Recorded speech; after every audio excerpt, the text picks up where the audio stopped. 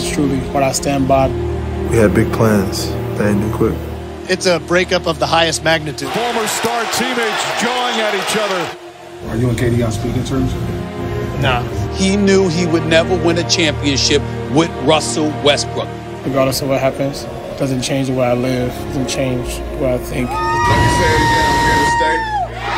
The Clippers are making a blockbuster trade for Oklahoma City Thunder forward Paul George. He wanted to play with Kawhi Leonard and asked to be traded. I motivate myself to be able to be the best player I can be in the world. I don't change for nobody. I do the same thing every night. The fierce frenzy of Westbrook in full effect. Every year is something. Numbers he is putting up are staggering. Russell Westbrook has mercy. If they're not talking about you, then you're not doing something right.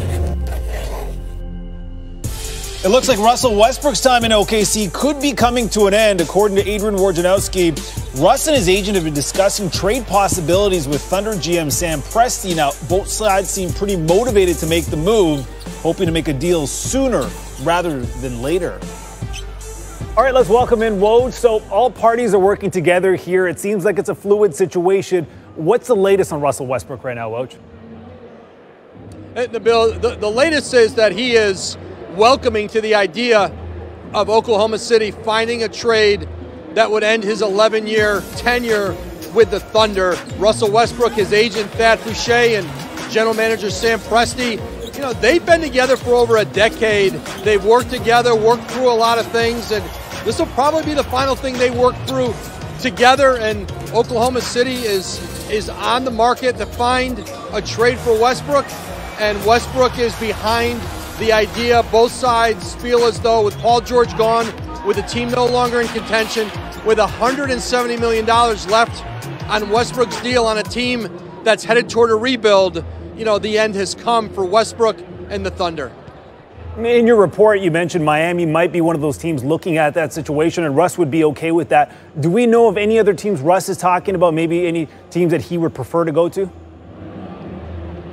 Well, listen, I think certainly Russell is going to have some preferences of where he'd like to play, but right now, Oklahoma City has to figure out what's the marketplace, what teams are interested, how many teams are interested and want to really seriously engage the Thunder.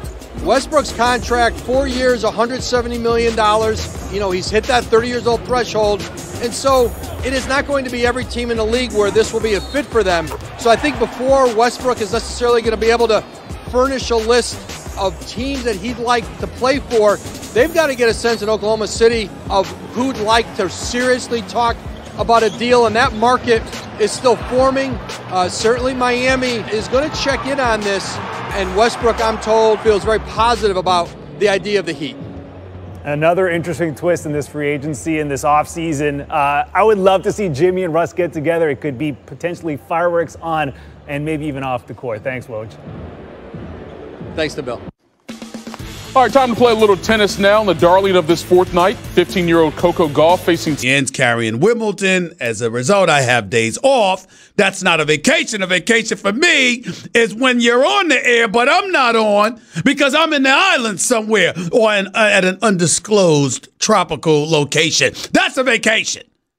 But I damn sure was supposed to be off. There's no first take this week.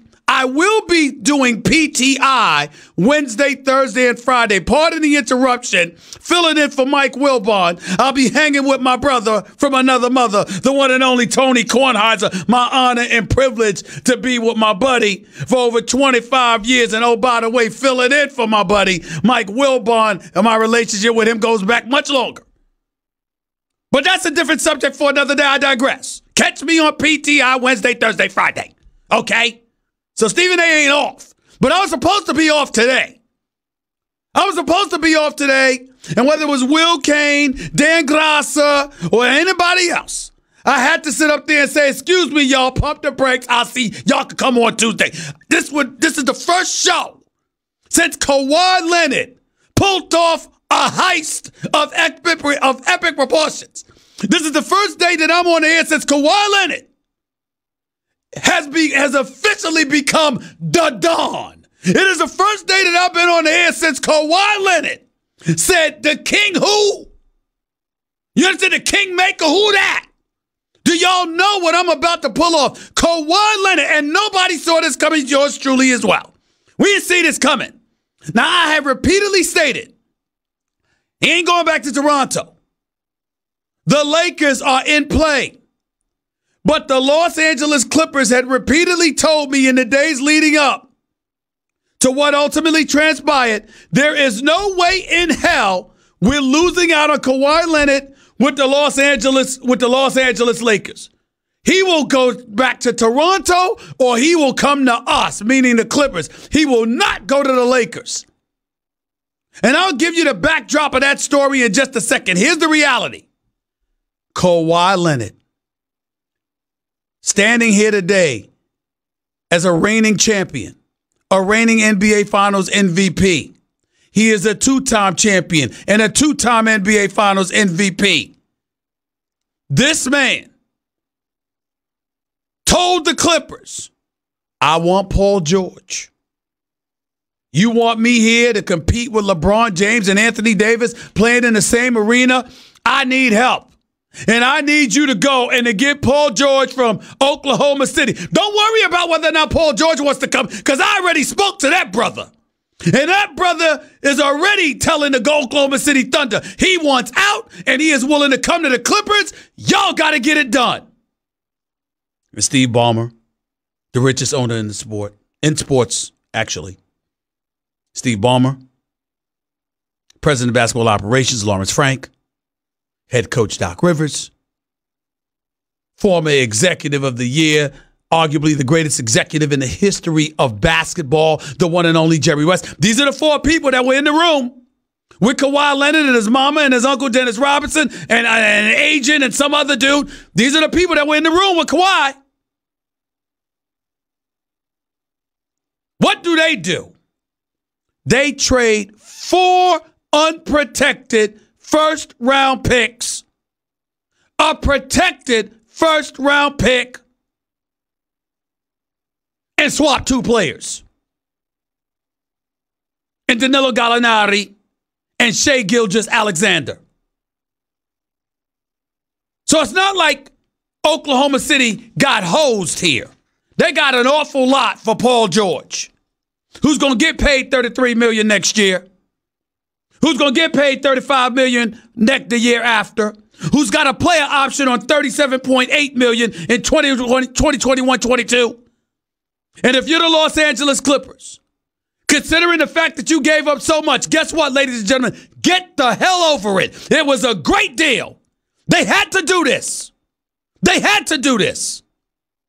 And you talk about Kawhi Leonard is the Don. He is the man. I want to hear the quiet storm and all. Let me tell you something. He is a damn quiet storm. The things this dude did behind the scenes. I mean, ladies and gentlemen, do you understand what has transpired here? This is a deal of epic proportions. You are the Los Angeles Clippers. You have clearly established yourself as a first-class organization. You got an elite owner and elite executive as his right-hand man. You got Lawrence Frank, who was a former coach and assistant coach in this game, who knows basketball, who works tirelessly. He's a hard worker. His assistant Ringer working under him. Great guy as well. And Doc Rivers is a Hall of Fame coach. People want to come play for Doc Rivers. Kawhi Leonard wanted to come play for Doc Rivers. Whether he's willing to admit that and tell y'all that publicly or not is his business. But I'm here to tell you that's what happened. And when you look at the Los Angeles Clippers, none of that would have amounted to a hill of beans if they had lost out on Kawhi. And Kawhi played put forth the ultimate maneuver. Kawhi Leonard sat up there, and we don't know whether he was bluffing or not, but it damn sure didn't appear as if he was bluffing. Kawhi Leonard sat up there and said, hell, I can't come to L.A. and play in the same city, in the same arena as the Lakers, competing against LeBron James and Anthony Davis and not have help. If y'all don't give me any help, there's nothing I can do. But if you give me help, I will come. And that is what he did. And as a result, I'm here to let you know right now, ladies and gentlemen, the best duo is LeBron and Anthony Davis. But the Clippers have a better team. At this particular moment in time, the pieces and the parts match better. I understand you went out and you're the Lakers and you recovered a little bit. Signed Danny Green. Might have overpaid him a little bit, but I like Danny Green. You signed him. Okay. Was it 2 years, $30 million, Nuno? I think that's what the number was. I don't have the paperwork in front of me. You got Danny Green. You brought back Rajon Rondo on a 2-year deal. Boogie Cousins. Listen, I'm not fond of Boogie Cousins. He don't like me and I don't like him. But I'm fair. And let me tell you something right now. I feel sorry for the brother from the standpoint that you talk about a man that lost the money. Right now, Nuno, look at me when I'm talking to you. You can make a legitimate argument that Isaiah Thomas and Boogie Cousins are in competition for dudes who suffered injuries that cost them more money than anybody. Isaiah Thomas easily, them hips, playing with what he had to endure, trying to play through the pain, etc. That dude was in line to get anywhere from $150 to $180 million. Last year, he signed in Denver for a 1-year, $2 million deal. And now he signed a 1-year deal with the Washington Wizards. Boogie Cousins, ladies and gentlemen, the man walked around averaging 28-12.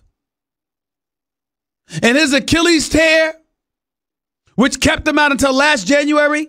Then he came back and suffered the groin injury in Game 2 of the Western Conference first round against the Clippers. This dude ends up signing for a 1-year deal for less than $5 million. Boogie Cousins easily had 2 injuries that cost him over $100 million. And Isaiah Thomas, I mean, both of them, you can make a legitimate argument. It may have cost them about $140 to $150 million. Boogie Cousins easily cost them that much money. Isaiah Thomas, maybe a little less, but both of them, it cost them over $100 million. Last time we saw Isaiah Thomas completely healthy, he averaged 28.9 points per game, y'all. A couple of years ago. And look at where he's at right now.